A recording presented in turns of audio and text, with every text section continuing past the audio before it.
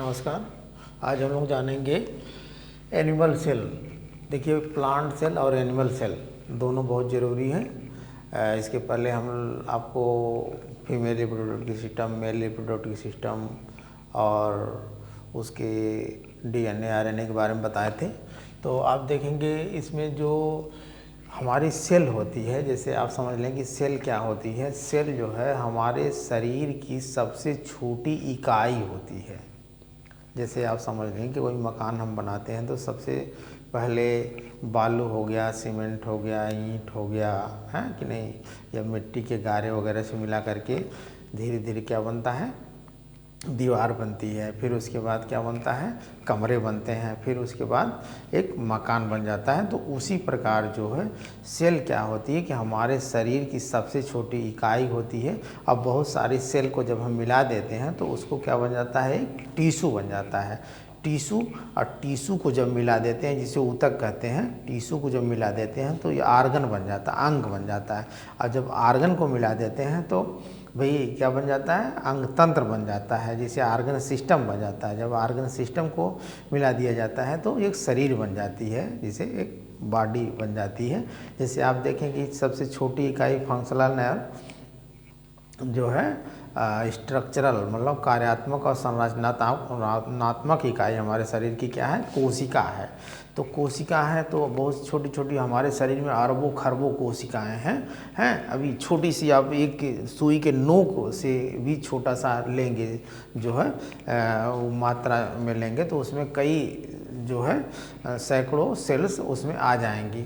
Sales भी कई प्रकार की होती हैं, दो प्रकार की मुख्य रूप से होती हैं, प्रोकैरियोट एंड यूकैरियोट। हम लोगों में जो है यूकैरियोट सेल पाई जाती है, और जो एक कोषी जीव होते हैं, यूनिसेलुलर जिन्हें बोलते हैं, उसमें जो है आपकी जो यूकैरियोट सेल पाई जाती है। तो इसे हम आप लोगों को बता दें कि प्रोकैरियोट और यूकैरियोट में क्या अंतर है। सेल हमारे जीवन की सबसे छोटी इकाई के बारे में हम जान जाए। अच्छा, कहा जाता है कि सेल सबसे छोटा जो है अंग है, लेकिन सेल अंग नहीं है, सेल एक यूनिट है। क्या है, यूनिट है, एक इकाई है जिसे कहा जाता है। अब अंग और इकाई में क्या अंतर है। जैसे सेल के अंदर भी बहुत सारे ऑर्गन पाए जाते हैं, जैसे आपके माइटोकॉन्ड्रिया हो गया है, और एंडोप्लाज्मिक रेटिकुलम हो गया, राइबोसोम हो गया, सबसे छोटा वैसे राइबोसोम होता है, सेंट्रियोल हो गया, वैक्यूल्स हो गया, तो ये सारे पाए जाते हैं। तो उसे अब देखें कि उससे भी छोटे छोटे होते हैं सेल। तो यूनिट किसे कहा जाता है, मतलब इकाई किसे कहा जाता है। इकाई का मतलब ये होता है कि वह अपने पूरे कार्य को कर ले, जिसके अंदर सारे गुण हो, मौलिकता हो, ठीक है, यूनिक हो वो अपने आप में। भाई राइबोसोम क्या करेगा, फोटोसिंथेसिस का काम करेगा। एंडोप्लाज्मिक रेटिकुलम क्या करेगा कि वो एक तरीके से स्ट्रक्चर देगा, एक कंकाल का काम करेगा, ठीक है। सेंट्रियोल क्या करता है कि वो सेल डिवीजन का काम करता है। माइटोकॉन्ड्रिया जो है एनर्जी पावर हाउस कहते हैं उसको, ऊर्जागृह कहते हैं। तो इस तरीके से सबका अलग अलग काम है। तो हम जानेंगे, देखें यहाँ थोड़ा सा फिगर में हमने दिखाया है कि ये जो प्लांट सेल, आज हम लोग प्लांट सेल के बारे, एनिमल सेल के बारे में जानेंगे, जंतु कोशिका की संरचना के बारे में। तो जंतु कोशिका आपकी जो होती है उसमें ये जो बनी होती है। अच्छा देखें, जंतु कोशिका पादप कोशिका में जंतु कोशिका जो है गोल होती है और वह छोटी होती है पादप कोशिका के, और पादप कोशिका क्या होती है, चौकोर होती है, मतलब एक तरीके से खष्टभुजाकार होती है, या चौकोर भी कर लें उसको।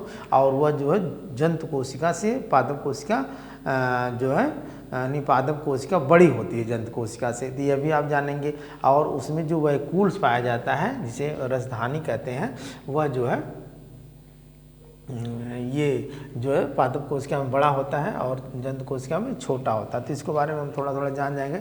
आज हम लोग जंतु कोशिका के बारे में जान जाएंगे, फिर उसके बाद हम लोग पादप कोशिका के बारे में भी जानेंगे। तो देखें कि आप यहाँ पे सबसे बीच में क्या होता है, न्यूक्लियस होता है, जिसे जो नाभिक कहते हैं, हमने केंद्रक इसको कहते हैं।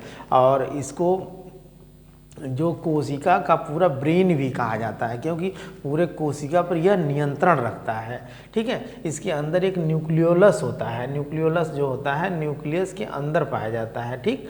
और ये न्यूक्लियोलस के चारों तरफ दीवार नहीं होती है। वे न्यूक्लियस के अंदर केंद्रक के चारों तरफ दीवार होती है, जिसे न्यूक्लियर मेम्ब्रेन कहते हैं, केंद्रक झिल्ली कहते हैं। और उसके अंदर क्रोमैटिन धागे होते हैं, जिन्हें गुणसूत्र कहते हैं। हमारे शरीर में 46 गुणसूत्र होते हैं, मतलब जो तो इस तरीके से ये अब देखें आपकी सबसे पहले है सेल मेम्ब्रेन हमारे जो है दोनों में पाया जाता है, प्लांट कोशिका और एनिमल कोशिका दोनों में पाया जाता है। और ये किसका बना होता है? प्रोटीन का बना होता है। अच्छा देखें, एक होता है सेल वाल। प्लांट और एनिमल में क्या अंतर होता है कि प्लांट में जो सेल वाल पाया जाता है, ठीक है, सेल वाल पाया जाता है तो वो कोशिका भित्ति जिसे बोलते हैं। तो एनिमल में वो सेल वाल नहीं पाया जाता, वो मोटा होता है, उनकी बाहरी रक्षा करने के लिए होता है सेल वाल, जो सेल्यूलोज का बना होता है, ठीक है। तो यहाँ हम देखेंगे दूसरे नंबर पे आता है आपका सेल वाल के बाद माइटोकॉन्ड्रिया आता है। माइटोकॉन्ड्रिया किसे कहते हैं? माइटोकॉन्ड्रिया की खोज जो है अल्टमान ने किया था, लेकिन उसका नाम जो माइटोकॉन्ड्रिया दिया बेंडा नामक वैज्ञानिक ने दिया था। और माइटोकॉन्ड्रिया का मुख्य काम क्या है कि हमारे शरीर में जब हम ऑक्सीजन लेते हैं तो जो हीमोग्लोबिन और ब्लड के साथ मिल करके ऑक्सी हीमोग्लोबिन बना करके पूरी कोशिकाओं में जाता है, और माइटोकॉन्ड्रिया में जा करके जो है उसकी पे एक ग्लूकोज बनने के लिए 38 एटीपी जो है मिल करके एक ग्लूकोज बनाते हैं। और क्रेब्स नामक एक वैज्ञानिक थे जो खोज किए थे, जिसको क्रेब्स साइकिल भी कहते हैं, तो उसका भी फॉर्मेशन होता है। तो क्रेब्स साइकिल के माध्यम से जो है ये यहाँ पे ऊर्जा उत्पन्न होती थी, ये ऊर्जा पूरे सेल को देता है, ठीक है, हमारे शरीर को भी वो ऊर्जा देता है। फिर उस आता है उसके बाद जो है गाल्जी बॉडी। अच्छा गाल्जी बॉडी का क्या है? गाल्जी बॉडी को किसने, कैमिलो गाल्जी ने जो है इसका डिस्कवर किया था। अब जो इसका ट्रांसफ़र का काम होता है गाल्जी बॉडी का, जैसे अब मान लीजिए हम दौड़ते हैं या हम लिखते हैं या हम पढ़ते हैं तो हमारा ब्रेन ज़्यादा काम करता है, दौड़ने पे हमारा पैर ज़्यादा काम करता है, मेहनत करते हैं, हाथ से कुछ खनते हैं या कुछ भी हाथ चलाते हैं तो हमारे हाथ में ज़्यादा काम होता है, तो वहाँ की कोशिकाएं ज़्यादा थक जाती हैं।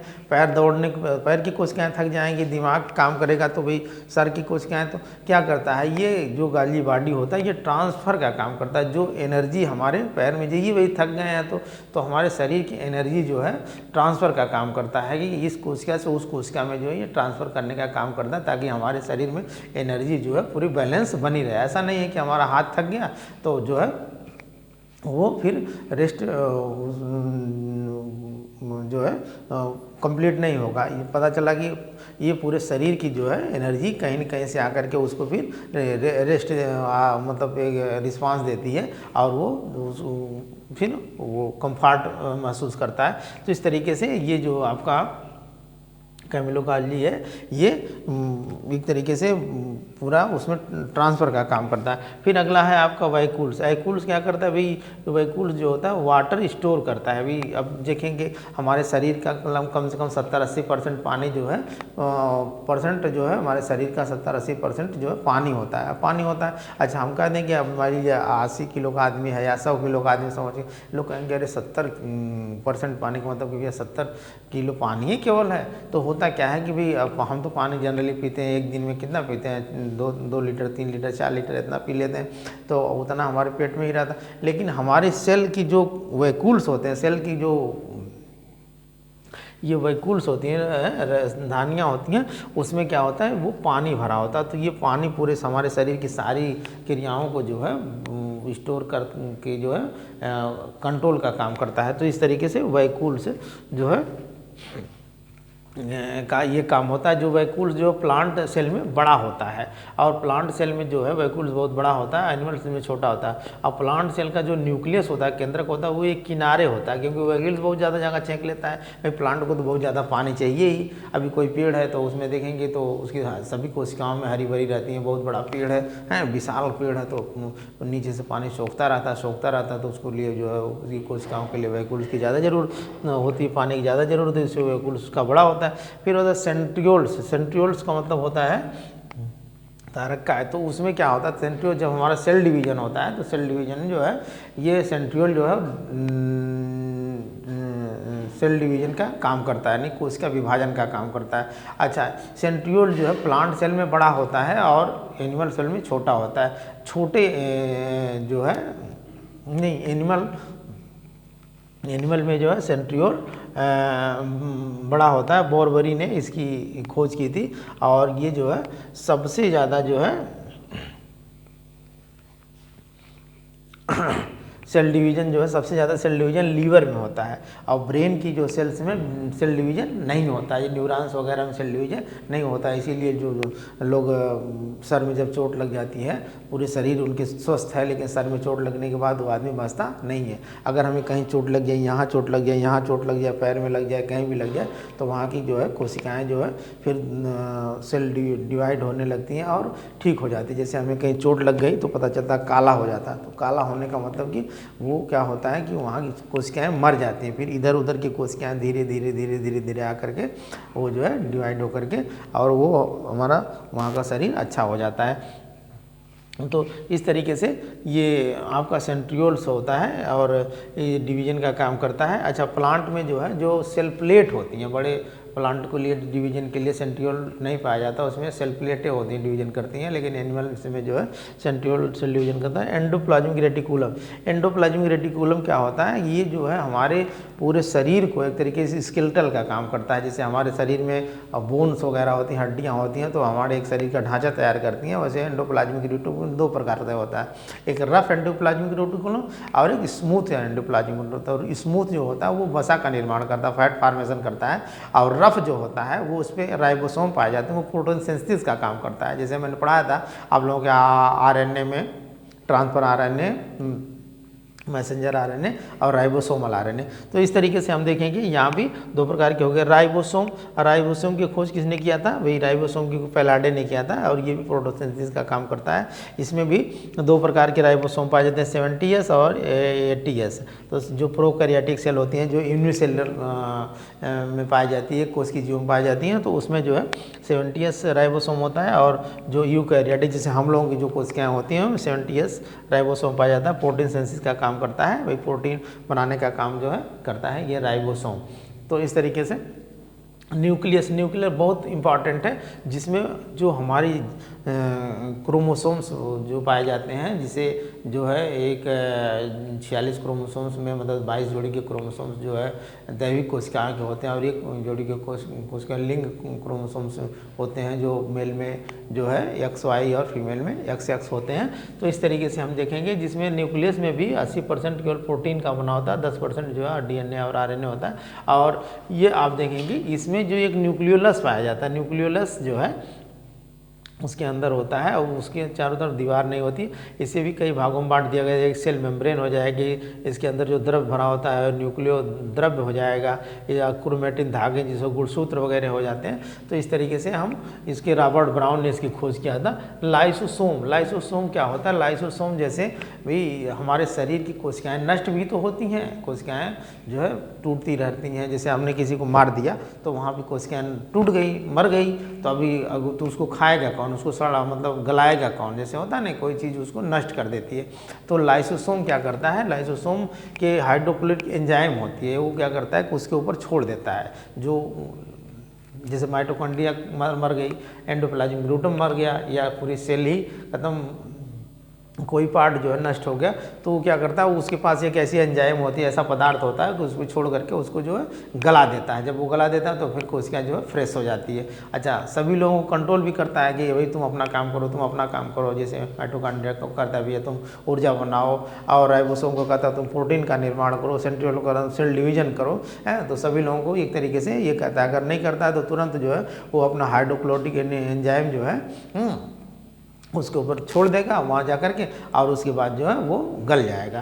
तो एक तरीके से वो इसे आत्महत्या की थैली भी कहा जाता है, नहीं भाई, आत्महत्या की थैली। अच्छा, कभी कभी होता है कि जैसे सारे आर्गन जो है सेल के कहते हैं कि हम मतलब नई निष्क्रिय अवस्था में हो जाते हैं, तो कभी कभी होता है वो जो है भाई जो आपका लाइसोसोम है वही जो है पूरा फट जाता है। अब फट जाने के बाद वहाँ की सेल्स जो है काली हो जाती है। जैसे कभी कभी देखें आप, किसी को अगर कस के मार दिया जाए डंडे से या लोहे से या राड से, या गिर गया हो, तो आदमी वहाँ का जो उस आदमी का जो है चमड़े जो है काला पड़ जाता है। तो क्या होता है कि उसके जो है लाइसोसोम भी नष्ट हो जाता है। जब लाइसोसोम नष्ट हो जाए तो सारी कोशिकाएं नष्ट हो जाएंगी, तो पता चलता है कि वो काला हो जाता है। तो काला होने के बाद उसके अगल बगल की कोशिकाएं उसको जा कर के मतलब बनाने का काम करती हैं, और धीरे धीरे धीरे धीरे धीरे धीरे 1 महीना 10 दिन या 2 महीना 3 महीने के बाद धीरे धीरे नहीं कहता है कि भाई उसका काले का रंग फिर शरीर के रंग में आ जाता है, तो जब कोशिकाएँ बनना शुरू कर देती हैं तो इसको और ये एटम बम भी कहा जाता है, सेल का एटम बम भी कहा जाता है, सुसाइड में आत्महत्या की थैली भी कहा जाता है। फिर ये आज देखिए इसे आरबीसी में ये नहीं पाया जाता, आरबीसी में लाइसोसोम नहीं पाया जाता। तो अब भाई आरबीसी में लाइसोसोम नहीं पाया जाता, आरबीसी का भी तो जीवन काल होता है, 120 दिन आरबीसी होती है, डब्ल्यूबीसी आरबीसी प्लेटलेट्स वगैरह होती हैं। तो आरबीसी जो होता है तो उसमें क्या होता है कि उसमें स्प्लीन में जा करके उसका आरबीसी जब नष्ट होगा 120 दिन में मर जाएगा तो स्प्लीन में जा करके वो इकट्ठा हो जाता है। तो इसीलिए स्प्लीन को ब्लड बैंक भी कहा जाता है ना, तिल्ली जिसे कहा जाता है, ठीक है। फिर उसके बाद प्रोटोप्लाज्मा, प्रोटोप्लाज्मा आप समझेंगे जिसे जीवद्रव्य कहते हैं। जैसे हमारी ये पूरी कोशिका है, कोशिका के चारों तरफ ये सेल मेम्ब्रेन है, ठीक है। उसके बाद ये जो है न्यूक्लियर मेम्ब्रेन है। तो यहाँ का जो भाग है ये साइटोप्लाज्म है, मतलब कि कोशिका द्रव्य है ये, ठीक है। और इसके बाद जो केंद्रक द्रव्य है, अब पूरे को हम ले लेंगे नहीं, ये केंद्रक द्रव्य और ये कोशिका द्रव्य दोनों को जब मिला देंगे तो वो हो जाएगा जीव द्रव्य हो जाएगा। क्या हो जाएगा? जीव, यानी जितने जीव इसके अंदर पाए जाते हैं, ये माइटोकॉन्ड्रिया है, सेंट्रियोल्स है, ये मतलब ये पूरा जो है वैकुल्स है, ये राइबोसोम है, लाइसोसोम है, गाल्जी बॉडी है, न्यूक्लियस है। तो जितने भी इसकी आर्गन है सभी मतलब जीव के अंदर जितने पदार्थ होता है उसको जो प्रोटोप्लाज्म यानी जीवद्रव्य कहा जाता है। अच्छा, एक सीलिया और फ्लैजिला, सीलिया और फ्लैजिला भी जिसके चारों तरफ इसके जो ये संरचना होती है, इस टाइप की ये संरचना होती है, इसकी चारों तरफ जो है इस तरीके से ये इस तरीके से भी संरचनाएँ होती हैं। तो इसको जो है सीलिया कहते हैं। अच्छा, सीलिया और फ्लैजिला केवल एनिमल सेल में पाई जाती है, प्लांट सेल में नहीं पाई जाती है। स्पर्म में भी सीलिया और फ्लैजिला जैसे स्पर्म की संरचना आपने देखा होगा, इस टाइप की स्पर्म की संरचना होती है कि नहीं, इस टाइप की होती है स्पर्म की संरचना। तो इस टाइप की होती है स्पर्म की संरचना। तो ये जो ये पूंछ का काम करता है, जो ये पूंछ का है, ये सीलिया एंड फ्लैजिला की भाई उसको गति का काम करता है। सीलिया एंड फ्लैजिला के द्वारा ये कोशिका पूरा जो है गति का काम करती है। तो जो छोटी होती है यानी जो सीलिया होती है, सीलिया लोअर देन फ्लैजिला, ठीक है। तो इस जो है सीलिया छोटी होगी तो उसको सीलिया कहेंगे, यानी इसके कोशिका के चारों तरफ जो छोटे छोटे बाल के सदृश संरचनाएं होंगी तो उसको सीलिया कहेंगे। अगर वो बड़ी हो जाएगी तो उसको फ्लैजिला कहेंगे। ये आप समझ जाएंगे, ठीक है। और ये मतलब गति का काम करती है। फिर उसके बाद फ्लैस्टिड आता है। फ्लैस्टिड जो है एनिमल सेल में नहीं पाया जाता, इसको हम जो है प्लांट सेल में हम बताएंगे। ये 3 प्रकार के होते हैं मुख्य रूप से, जैसे आपने क्लोरोप्लास्ट, क्रोमोप्लास्ट, ल्यूकोप्लास्ट, मतलब मॉडीलेव, मॉडीलेव और जो है हरित लवक। तो ये हम आपको प्लांट सेल में पढ़ाएंगे। आज आप लोगों के लिए इतना ही। फिर उसके बाद हम प्लांट सेल और एनिमल सेल दोनों का तुलना करेंगे, यूकैरियोट प्रोकैरियोट के बारे में बताएंगे और इसे आप लोग देखें, ठीक है। धन्यवाद।